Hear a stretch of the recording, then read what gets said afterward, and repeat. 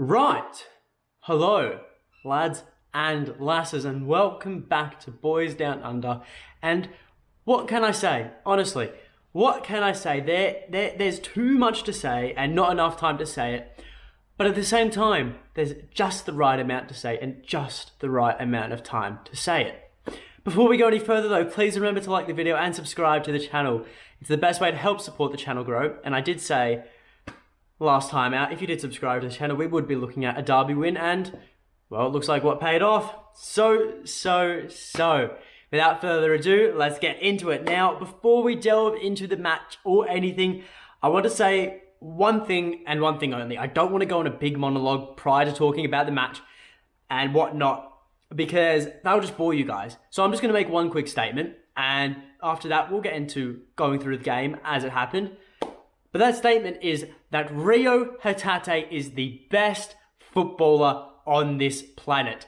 If I was a bookie, I would single him out as the direct, clear favourite to win the Ballon d'Or in 2022, without a doubt. Now, into the game we go, because we need some structure. Otherwise, I'm just going to ramble on about Rio Hatate and every other Celtic player and Big Ange and the football club, Celtic Football Club, for like 30 minutes or so. So we need some structure. And the game started off with an incredible light show. You know, the boys' huddle was in the center of the park, you know, a green star lit up around, and that was absolutely incredible, I thought. And following that, an even more incredible tifo, you know, it had one clear message: send them back to hell, boys. And you know what? 5 minutes in, the dominance began and the sending back began. Loose corner, Rio Hatate on the edge of the box, bang, bottom corner, 1-0, and this is at 6:50 a.m. in my house, and waking up my little brother in the process. I was absolutely doing limbs. It was euphoria in my household, and I can only imagine what Celtic Park was feeling like, because you could see it on the TV. It was absolutely shaking, and it's not the first time a Japanese player has scored an outside of the box goal on their Glasgow Derby debut, and it could have been two. You know, Jota having an impressive strike against Alan McGregor, saved once. Then Marcus, who leaped right above, who was it? It was either Connor Goldson or it was Calvin Bassey, leaped right up above them, got a strong header on it to round the throat of McGregor though. A second great save, and you know what? I had to admit, they were good saves. But Celtic was still pushing. The one-touch football was causing all sorts of problems for Rangers, you know. Marcus, yet again, was so close to Derby Day glory, but he was denied yet again by Alan McGregor. Then again, I actually missed this third one because I was in the bathroom getting ready to head off to school. But Marcus, he had another golden opportunity, his third golden opportunity of the match to put Celtic 2-0 ahead. Unfortunately, Alan McGregor saved it again, but you know what? We didn't go down. We did not go down. We knew we had to keep on pushing and try and get that second goal. And you know what? After that period of, I guess we could say, Marcus near misses, hat-trick of near misses, it was a bit even, you know. Rangers enjoyed a bit of possession. Celtic enjoyed a bit of possession. Rangers had a pretty good opportunity when Joe Aribo somehow opened up the Celtic defence, which was absolutely lacking. Sends through, who was it? Scott Arfield, but too slow Joe. Should I say too slow Scott? Because Joe Hart cleans it up, no questions asked, puts Arfield on his ass, and Celtic went on the counter. And yet again, Rangers could not cope with Ange Ball. They make fun of it, oh, Ange Ball this, Ange Ball that, but they are the mugs themselves. They cannot cope with it to save their lives. One-touch football, and there he was again, the best football player in the world, curling it in from yet again outside the box to beat Alan McGregor at his near post. And if you thought Celtic erupted for that first goal, that was double for the second one, because Rio Hatate had just got his second screamer outside the box of the match, and Celtic were in the driver's seat. The game wasn't over yet. We could admit that. But we were in a firm position to end that drought, and all we would have to do is see out the rest of the game to get that win, and hopefully, and not hope, but certainly block out any further attacks from Rangers. And then we kept on pushing, you know. We only had 4 minutes left of the half, and I was content. I wasn't content. I was ecstatic Celtic were going to go into halftime 2-0 up. But then, Rayo is then again there somehow finding himself on the left flank at the byline, crosses it in on his weaker foot with an absolute peach of a ball. Finds Alil Abada, who is absolutely steaming in and had Borna Barisic on his arse before he even put the ball in the back of the net. And if you thought the crowd was loud the first time or the second time, they were merely minor spits of lava from the volcano. But when that third goal went in, it erupted. The volcano, lava everywhere, absolute pandemonium in the stands. Leila Barta running over to the Green Brigade. It was absolute scenes. 3-0 up within the space of 45 minutes in a match where we have not won since September of 2019. It was absolutely amazing. I was on the train and I was absolutely screaming. Luckily, it was a bit of a quiet carriage, but still, I was absolutely going mental. There were libs on TV. The crowd was absolutely deafening. I'm absolutely certain they had to turn up the volume for the commentators so they could actually hear them. And a quick note, I've been saying this all week leading up to the match. A player on form is the most dangerous player out there, regardless of consistent talent. Leo Labada is a player in form, and the fact he had a goal before half-time, and the fact that he was the reason Barisic was subbed off at half-time, just goes to show the levels he is playing at as a 20-year-old. He started off the season incredibly. He had a dip, but I think he's finding his best form yet again. And that was it. That was the match. The game was finished. Rangers were finished. They were never coming back. 3-0 heading into halftime. It was done. It was absolutely done. Their only question out there was that how many more could Celtic get? Albeit it turned out to be no more. But the second half wasn't about scoring more goals. You know, the second half was about maintaining our dominance, but not busting a gut. Not going out there to win the second half. It was going out there to see the match out. Typical Ange Bowl. It may not be, the most exciting thing seeing us not win 6-0, but winning 3-0 in that match was absolutely huge. I don't think I've had the best day today, all day, with that result going on this morning. And you know what? I'm not going to talk about the second half too much because it was quite uneventful, but clinically, I think Celtic put on a clinic defensively, and you've got to single out the back four. I thought the back four defensively tonight were absolutely incredible. Every single one of them, maybe Starfelt had a couple of slip-ups in possession, but that we're talking about out of possession. We're talking about when he's winning the ball, not when he's got the ball at his feet. And, ending the game 3-0 in a derby, it's a derby that could very well be one of the most memorable wins in recent times for Celtic. It is the only win in recent times for Celtic, but if you look at it in the grand scheme of things, this could turn out to be a huge win. An absolutely huge win. And you know what? Someone in a comment prior to me recording this video, he asked for match ratings. He said, I'd love to see, your match review, and I'd love to see you have some match ratings in there. And I've got to be honest, every single player out there in the starting 11 deserves a 10 out of 10. I cannot fault any one of them for any reason. Even Georgios Giakoumakis, who may not have scored a goal tonight, who may have had a hat-trick of chances, not failing to score one, he made up for it with all of his defensive effort. The fact that we saw him defending in the bottom right our defensive corners was incredible. He pressed all night, even though you could see he was buggered. He was defending, and I think that makes up for the fact he didn't score. The defensive effort he put in, it meant we had an extra player back, and Rangers could not get through us. So Georgios Giakoumakis, honestly, I'm going to say, I think those defensive efforts, honestly, were worth more than a goal you could have scored. So that you deserve all the plaudits for that. And you know what? Even the subs tonight, Dyson, who came on, whose pace in the press was absolutely phenomenal. Connor Goldson and Bassi were not used to that pace that he brought to the table. Forrest, he did the job he had to do. Young Ben Doak is playing like he's a 27-year-old veteran. McCarthy, he did the job he had to do in his debut derby. Who else?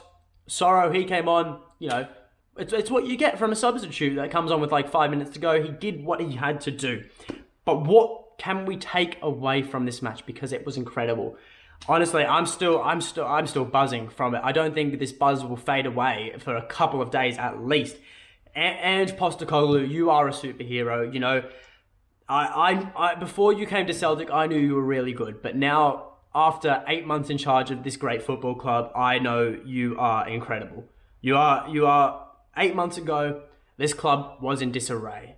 But Ange got announced and everyone said, including myself, I don't care. We don't care if we don't win the league this season. We can cop it, you know? But what we can't cop is losing by 25 points again. People said he was going to be sacked by December. Most notably, fans from the other club on the other side of Glasgow, which is relatively quiet right now, I have to say. But still, let's not get embarrassed like we did last year was the motto. So far this season, in the 8 months Ange has been in charge of Celtic, 1 Scottish League Cup trophy, the only trophy that has been available so far. 1 point ahead at the top of the table for the first time in 787 days. 1 win over Rangers, the first since the 1st of September 2019. He has built a squad that, even without the likes of Kyogo, who is the best striker in Scotland right now, and Tom Rogic, who is the best cam in Scotland right now, can still go out and beat Rangers. You know, he has created an environment and a team that when we play the other team in a 2-horse title race, it makes them look like a lower mid-table club. And he understands what this football club means to every single supporter out there, not just the ones in Scotland, but to all of them around the world. To me, myself, down here in Sydney, you know. And he said this in a post-match interview that was worded so brilliantly. He said, "We're upholding the values of this football club, not just in terms of winning, but the way we play our football. I want them to be proud of us. I hope they are proud on the journey home tonight. I am sure they will enjoy tonight. I don't know how work will go tomorrow for most of them." As I said to the players, we had 60,000 in tonight, and I'm sure a lot of them walked in with some problems in their life. For this 95 minutes, we made them forget about that and feel good, and that's something special. He gets Celtic. He understands it's not just supporting a football club. It's a part of who we are. And it's a way of representing to yourself. You know, there was a term used on the 67 Hail Hail webpage in an article by John McGinley, and I completely agree with it. It's a cultural identity. And to the Celtic board, tie him down. It's simple, tie him down at this instant. The league may not be won yet, and I can accept that. But whether we win the league or whether we won't win the league, he needs to stay past this year. His contributions to this football club could turn out to be the most significant of any manager in the last 20 years. It could literally go that far if we can tie him down and keep him at the club for many years to come. Secondly, Rio Hatate. Thirdly, no, I'm joking. We've got to talk about Rio. And oh my goodness, Rio Hatate, you are an absolute superstar. You are a hero. You are loved by every single fan of this great football club, directly contributing to every single goal tonight. 2 goals, 1 assist. Not to mention, you were absolutely everywhere in the park. Our penalty box defending, their penalty box attacking, winning all 5 of your duels tonight. I cannot believe we paid £1.5 million for your service. You are worth so much more than that. I could not imagine, honestly, how much you would cost if you were putting out numbers like this at a Premier League club. You know, you put on an absolute display tonight. The best half of football I have seen from any Celtic player in a Glasgow Derby. Albeit, I've only been watching the derbies since 2016 when my dad started letting me, but that takes the cake. That tops the lot. It was the most incredible half of football I've seen from an individual player in all my time watching the Glasgow Derbies, you know. And I would call you the reincarnation of Sunshuk Nakamura, but I'm not going to. And you know why? Because you're Rio Hatate, mate. And when you've got Super John McGinn and Andy Robertson both praising you on Twitter, you know you've put in a special performance. I can't say much more than that. Take a bow, my wee Japanese friend. Take a bow. And if you keep up this form, honestly, a Celtic, a Player of the Year award could have your name on it. It could go that far. If you keep it up, you are already loved by everyone. You could get your own statue at the end of this year. Now, third and finally, because this video could go on for ages if I wanted it to go how I want it to go, with all these things to talk about. I didn't even know what I want to talk about right now. I could talk about Juranovic's performance and how when he got home, he surely had Ryan Kent there still in his pockets. I could talk about Amadou and Amadou? Who is Amad Diallo? Didn't see him past the 45-minute mark. To be honest with you, I didn't see him at all on that pitch tonight. The Phantom of the Opera, or should I say the Phantom of the Derby, Callum McGregor put in an incredible showing, considering he has one of the worst looking facial injuries right now I've seen in a while. And I watch rugby league down here in Australia. Matt O'Reilly's incredible post-match interview. If you haven't seen it, go check it out. It's on the Celtic FC YouTube page. Greg Taylor proving all of his critics wrong, including myself. I can't lie. Greg Taylor tonight has shown me that he has the capabilities to be Celtic's fullback for quite a few years. And there's so many things to talk about, but I'm going to keep it short and sweet. We are now top of the league. It sounds great. We are top of the league. Celtic are top of the league. We are top of the league. Say, we are top of the league. And you know what? We are in the best form we have been all season. Rangers are currently in a slump. But the thing is, it seems all great and well now, but I can guarantee Rangers will bounce back from that. Rangers have won twice in their last 5 league matches. They will bounce back and will punish Celtic if we drop points. Both teams will drop points, but before the end of the season, it's a given. It's almost certain. It's 99% going to happen. There's going to be slip-ups. Obviously, no team is perfect except for, the unbeaten run Celtic went under Brandon Rodgers, but we have to limit these drop points as much as possible. The job is not done, and I think we're going to leave it at that, because for now, let the celebrations keep on running. Let the celebrations keep on going, because Glasgow is green and fucking white, and don't let anyone tell you otherwise. But that is all from me. So remember to like the video, subscribe to the channel. My man of the match tonight was Rio Atate. It could not be anyone else. Leave in the comments below who yours was. There's arguments for Juranovic. There's arguments for Taylor. There's arguments for Abada. The whole team was incredible. Everyone's incredible. I love this football club. There's not much more else to say. And until next time, hail, hail.